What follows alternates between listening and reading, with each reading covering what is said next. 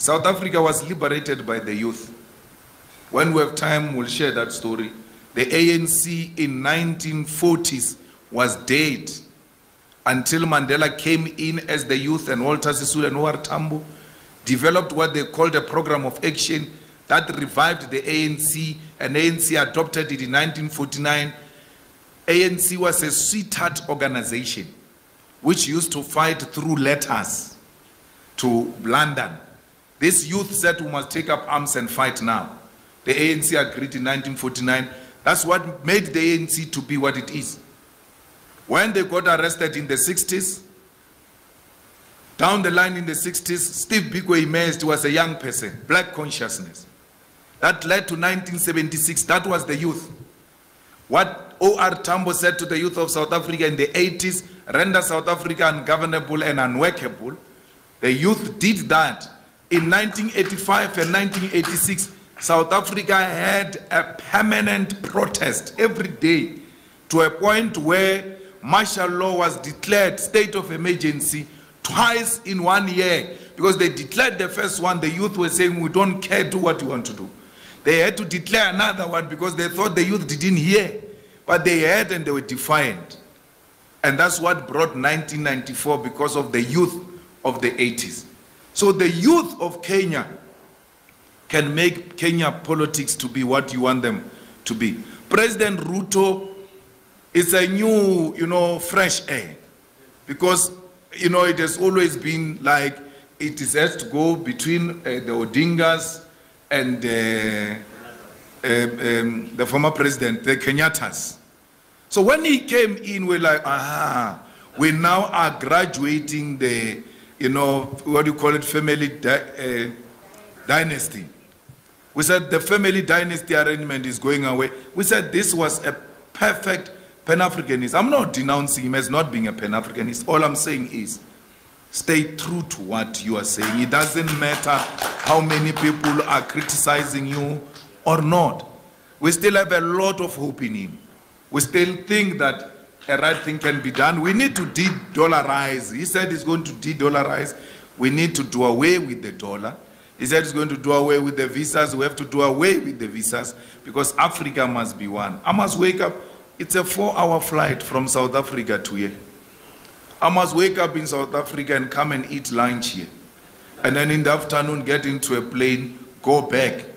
So why should it be an issue? All of these visas, borders must be done away.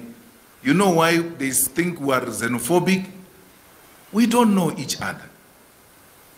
The more we do away with visas and borders and all of that, the more we are going to know each other and realize that we are actually one thing. There's nothing I'm seeing in this room which I've not seen in South Africa. There's nothing that suggests to me, as I wake up, as I walk the streets of Nairobi, that suggests something different to me. It's my first time here. But it's as if I've been here many times. Why? Everything is familiar. These are my people. This is me. And to say you welcome me in Kenya is like welcoming me in Johannesburg. This is my home.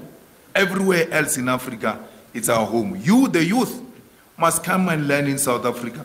South Africans must come and learn here in our universities, cultural exchanges, and we must start to listen to the same music, watch the same movies, to do away with this Western imperialism that manifests itself through songs and television and movies and all of that. Nigerians have got it. They are on the right track. They need our support. How do we support them?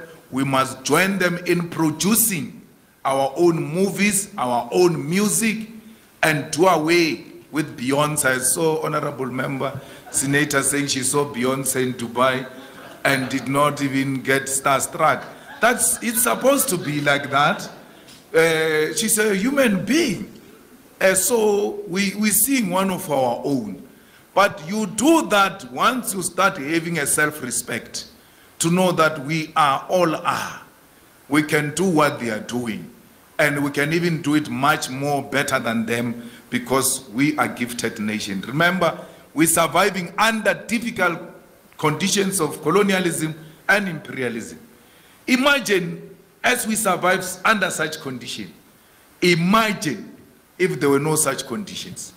Would have been something else in this world. The world will be coming to nil here because of who we are. So many resources. 90% of the platinum of the world is found in Africa.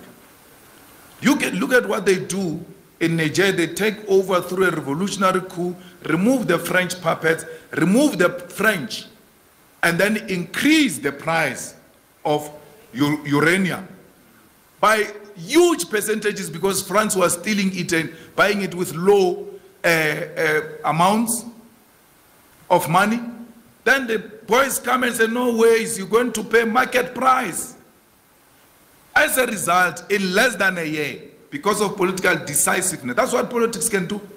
In less than a year, Niger is now one of the biggest, the fastest growing economy in Africa because of Revolutionary Act. So all these clowns that have colonized us don't need anything.